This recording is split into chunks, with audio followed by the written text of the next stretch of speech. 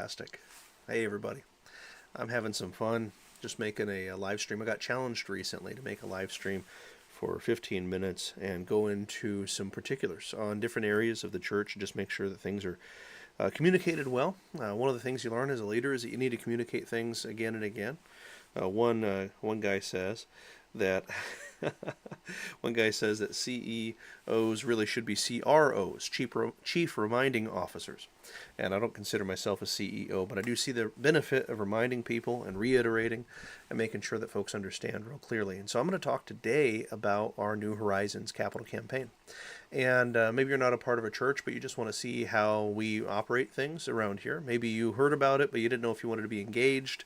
Maybe you're already engaged, but you want to learn more. And so it hasn't changed, but I'm going to share more deeply than I have in the past here on the live stream. If you have, I'm trying to get to where I can see the chat where you can go ahead and talk back to me. Go ahead and leave comments and such.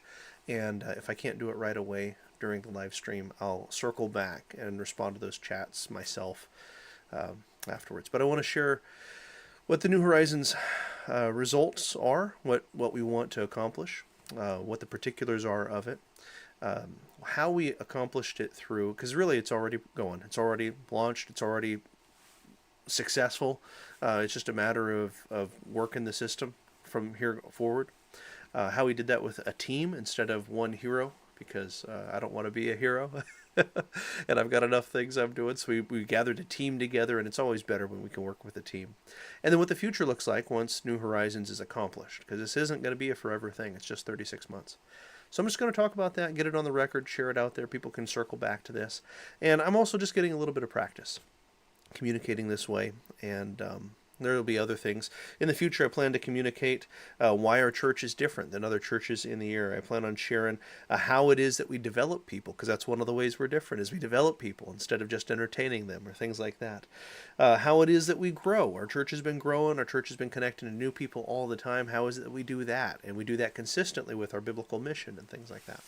So I'm just going to share here. I'm planning on taking about 15 minutes. I don't know how long it'll go, but if you're jumping in, then now you'll know. And the first thing to cover is why. Simon Sinek wrote that great book. He said, why?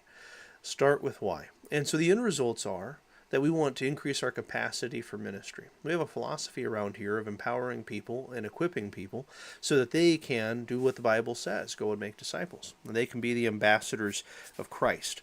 I believe that every Christian is enabled, because we believe in the power of the Holy Ghost, the leading of the Holy Ghost. I believe that every Christian is able, if they're willing, they're able to go and make a difference in the world around them, and that we're supposed to. That we're not supposed to just sit saved as trophies on God's shelf or God's pews, but rather, instead, we're supposed to be a part of the harvest. That we're supposed to be some of those laborers that others have prayed for. And so we are wanting to increase the capacity of the church. We've been bumping up against some of our capacities. Our parking lot very often is full. Our children's ministry has been full. And then our room, our main sanctuary room at times has been quite full. And so we want to increase our capacity for ministry. It's not the capacity just to gather people together. That's kind of a vanity metric. But our capacity to create change, our capacity to advance people, our capacity to disciple and develop. And so the underlying principles, the underlying philosophy is that we're here to develop people.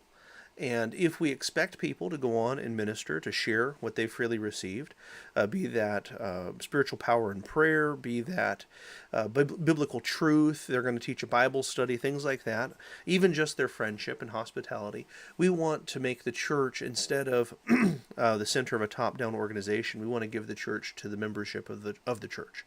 And so one of the key things was making more room and making more usable rooms so that members can use the church building to host a Bible study, to host a community celebration, to meet people for prayer or counseling, things like that.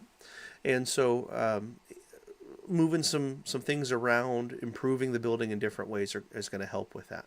That's the end results that we're hoping to accomplish. And I'll share what the particulars are here, the plan just below here. We'll get into that next. But to accomplish all of those particulars, New Horizons is going to need to raise $156,000, we estimate. Now, some things are coming together already that are lowering costs, which is exciting, and we may not need to go the whole 36 months. And so our team decided that 36 months was a very manageable amount of time to raise this amount of money, to call on people to give over that period. And so we committed to 36 months. It's not a forever thing. It's not a perpetual program. 36 months, we believe that we can both raise the money and put it to work and create those capacities that we were talking about. And I'm really excited. It's already going really well. We've already raised well over 20,000 and applied it. And things are trucking along, and it's a matter of working the process. I was in Indiana with one of the ministers from Calvary, and I shared with him, right now is a challenging season for me personally because I'm a person who wants to go and invent and create new things and charge the next hill. And right now, a lot of things are going really good, and I got to be careful not to invent new things that are going to mess up the good things that are going on right now. It's a challenging season for me. But thank God that what he's inspired and what the team has gathered around is already working, and little Derek needs to just calm down and stop inventing new things, or at least go somewhere else to invent new things instead of in the church. And so the end results are increased capacity, space for our members to do ministry, and it looks like $156,000 applied over 36 months. And then the particulars are those, the 36 months and $156,000, and then also the plan. And so I'll just scroll down to this. The plan is, in no particular order here, and I'll actually put them in order as we talk, is to add an education building. We want to add a portable building to the property so that we have more classrooms for expanded children's ministries. We're ministering to youth, we're ministering to children, and in doing so, we're going to be able to open up the downstairs fellowship area, the area we use for meals and potlucks and trainings and things downstairs. We're going to be able to open that up more, double the size effectively, because of the hallway that goes around the current rooms that are there. We'll be able to move the children's ministry to a portable building outside with covered access to the building so they can use the restroom and things. And then we're going to be able to expand our commons area. And that area is going to be more useful for recovery ministry. 12-step program. It's going to be useful for group Bible studies. The youth group is going to enjoy using that. We want to set it up really nice. Like with cafe seating, 4 top tables, so a resource wall where people can pick up resources, and then kind of a self-checkout for snacks and drinks and those resources. And it's going to be really nice. If you've seen Calvary Tabernacle, what they've done with their common area, I think they call it the cafe, that was a big inspiration. And so an education building, commons area, LED sign at the road. Now this last week at our winter picnic, we had a really good contact with a young lady who works at a sign company. And so I'm going to follow up with that. And we're going to have to do permitting, and it's going to be a permanent sign, LED, web controlled, so that we have a color display that changes. Because we're going to have so many different things that members are leading. So maybe a member leads a recovery ministry night. And so that night, the sign's going to say recovery ministry, or whatever they name that. The next is going to be, maybe later that week, we're going to have a VBS, Jesus Day Camp, and so the sign's going to change to reflect that. Maybe in the future we have a church plant or another service that comes on, and so during that we'll have that displayed. And so we want to have an LED sign. We have 2,000 people that pass in front of our church every day. I sat down there and counted one day. And I didn't count to 1,000. There's a method you can follow to estimate traffic, but an LED sign to collect the community. A lot of people don't know that our building is a church. That's the truth. I'm in the community all the time. I tell them about the church, and they say, "Oh, that little blue building, I didn't know that was a church." It looks like a duplex. That's okay. But we want to be obvious that this is a place that's ready to support our community who are hungry and thirsty after righteousness. We're here, and we're going to teach you what the Bible says. We're going to support you in fellowship as you get everything that God has for you. And so an LED sign will help with that. Adaptable rooms. Now, we've almost accomplished this already. No, we have. We've accomplished this already. It's done. All the check marks are done. We're improving a few rooms that have been made adaptable, but that's the core of what I said earlier about making a room for our members' ministries to flourish. And so we've changed the access codes and such to be able to get into the building. There's now a double door that isolates the upstairs so the downstairs can be used. We don't have to worry about toddlers running up and tripping on wires on the platform or something like that. And so the rooms inside have been made adaptable. And we're improving rooms still that have been made adaptable, but different ones can reserve. And we already have a process for this on our members app on our phones. That app has a reserve a room button. and it's for members, and they can just share what it is they want to do, what time, what kind of resources they need, and then they can reserve a room for everything from a birthday party. Our family does our birthday parties at the church so that our network, our friends, get to come to the church. They know where it is. They have a good experience there, and they'll return. And we've had people return. Everything from birthday parties to Bible studies. You don't want to clean your house. They don't want to clean their house. Let's meet at the church and go and have a Bible study there. Maybe it's more central to you, whatever the case is. And so we wanted to make adaptable rooms. And you know what? I'm going to go over here and I'm going to grab the drawing marker, and I'm going to just go ahead and cross that off. We have won that. We have accomplished. Oh, oh no, and it's a live stream. Adaptable rooms. Okay, here it is. We'll just check that one off. Booyah. Next, a recording studio. So upstairs we have a fantastic reception room at the top of the stairs at the back of the sanctuary. We have a great room for receiving people, especially new people who want to talk to the pastor, things like that. And we want to outfit that with a recording setup. It's pretty close to being done. We've got a, what do they call it, a teleprompter monitor in there. We've got lav mics in there ready to go. We just need, we have a camera in there. We just need some microphones like this and a system that they could be put away and brought out. But a recording studio for recording testimonies. God's doing fantastic things all around our church. God's promoting people and advancing people and inspiring people, and I want to record those things. Also, our special speakers, ministers and missionaries who come in, I'd like to get a little bit more than just preaching from them, but also collect their testimonies and share.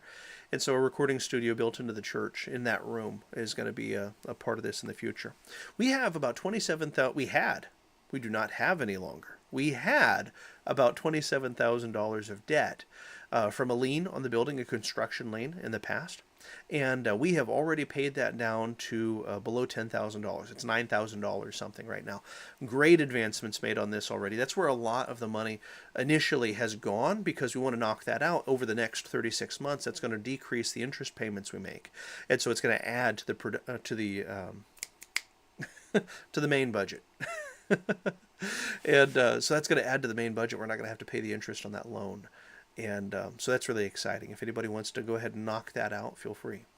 But a little over $9,000 left on that debt there. So I'm really excited about that. I'll go ahead and draw on that too. Let's draw a little 9 here. You know what? That's not so bad for drawing with a mouse. All right. And then lastly, expanded parking. So we've improved our parking system. So that people are going one direction, less likely to run into each other, things like that. Hopefully safer for the children, although kids are still playing out there. We tried to get them to play in the side yard, and then it filled up with snow. But there is an area next to our church parking lot that we might be able to expand into if we get permission. I'm in the process of gathering community support to get that permission, and yeah, it's just something that we might be able to do, but it's going to cost money. If they say yes, then we need to clear the land of its trees and do it safely, because there's power lines around there. And then we need to compact that ground, level that ground, and then add gravel. And that'll be overflow parking for us, but also for anybody who uses the fire lake facilities and things like that. So this is the plan. And when this is done, we're going to have a building that has more square footage, that is more organized to the philosophy and the mission of the church, empowering members to make a difference. And we'll be able to do more things like record testimonies and communicate to the community better through the LED sign. So those are the particulars. Those are the things that we're going to be doing. I don't know how long I've taken on this live stream. The plan was 15 minutes. I want to talk about our awesome team, though. We gathered a team around this instead of me planning everything and saying, here's my vision and here's your part of my vision. Instead, I went to a team of people and said, I believe this is possible. Would you help? And they did. They are helping. Brother Fowler, a CPA in our church, is managing the money, keeping track of everything, making sure everything's transparent and clearly being applied correctly and such.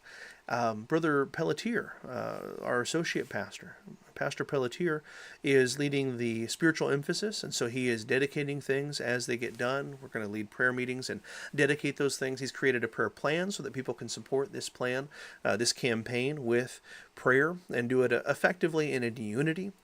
Rebecca Pelletier, his wife, Sister Pelletier, who's now our children's ministry director, is also the designer for this. And so she designed the logo you see up here, this logo here, font and all, and the other materials and such. And she did a great job with that. Mercedes is leading all of our events, our in-person events. So we had like a launch dinner, things like that.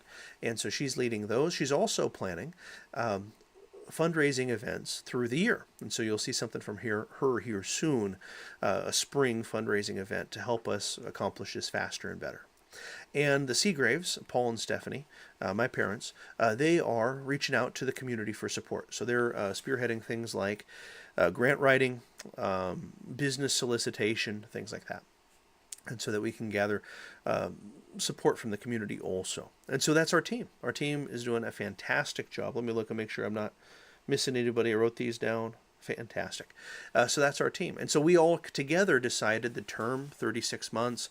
We agreed on what should be accomplished. I was tasked with getting what we thought it was going to cost to do all of these things. And our team has been propelling it forward. We've been doing really, really good, and I'm so glad to have them. And that's how we do everything here. We don't do anything unless there's a team. We're not going to shoulder anybody with all of the weight of a burden of ministry or things like that. We want to have teams for everything. You get to spread around the kudos afterwards and the celebration afterwards, and that way when somebody meets a challenge, you're not meeting it alone. Jesus sent people out in teams, and Jesus built a team around himself. And so we do things as teams around here. Lastly, the future. I see a great future after this. In 36 months, and really I think less than 36 months, but in 36 months, if we work the whole plan, if we go the whole term, we're going to have a building that has more space. We're going to have space for our members to do their ministry.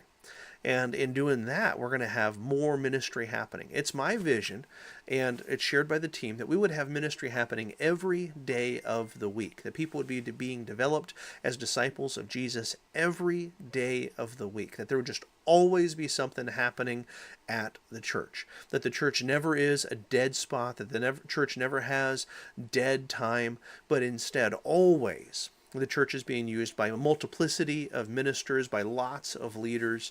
We want to expand and multiply and duplicate. And so we're creating a space that's conducive to that. Not every church space is conducive to that. Our church space wasn't really conducive to that. And so we made some changes. And I'm so grateful to everybody who's already given. There's lots of people that have committed also to give consistently over the term of 36 months. And I'm very grateful. Very, very grateful. I believe that we're going to do this and do it very well. I believe that we've taken a lot of pressure off of people. The way I saw fundraising done as a child growing up in church was they'd hold the room hostage, and it'd be a 4-hour long offering service. That might be an exaggeration. It felt that way when I was a kid. And they'd take up another offering if they didn't get what they needed. And they'd take up another offering or things like that. Or they would have this little group of wonderful women bake peanut brittle or do other food sales for 10 years. And it'd take way too long. And so 36 months, hopefully less, we're calling on people to make a consistent commitment to this. We've had people donate some large chunk sums, and of course that moves us along on the plan. But we're building a culture while we're building up the building. And this is all part of a similar philosophy, all part of being an apostolic church, a church that's led by the Spirit, a church that does things like the apostles did in teams, in empowering others, in entrusting ministry to people, and such as that. And so I'm expecting a great future. I expect also these spaces, as we create the capacity, as we make room for members' ministries, I anticipate, because I know the creative God that we serve, I anticipate there's going to be innovative ministries, and there's going to be great big things that come alive because we made room for them. And so I want to encourage you to be a part of this campaign. Of course, you can visit our website here, eagleriver.church. Right there is a campaign link. You can see a lot of the same information and some extra information and join in. But this isn't a fundraising. It's not a fundraising live stream. It's just information. I'm letting you know what it is we're doing because there were still some questions out there. So comment, your questions, comments, concerns.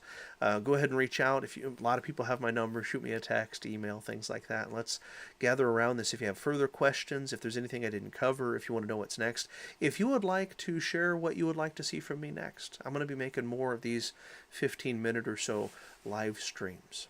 And if there's something you're curious about in our church or things like that. God bless you guys, and I hope that you have a wonderful rest of your day. And this was fun for me. I hope it was fun for you. You take care.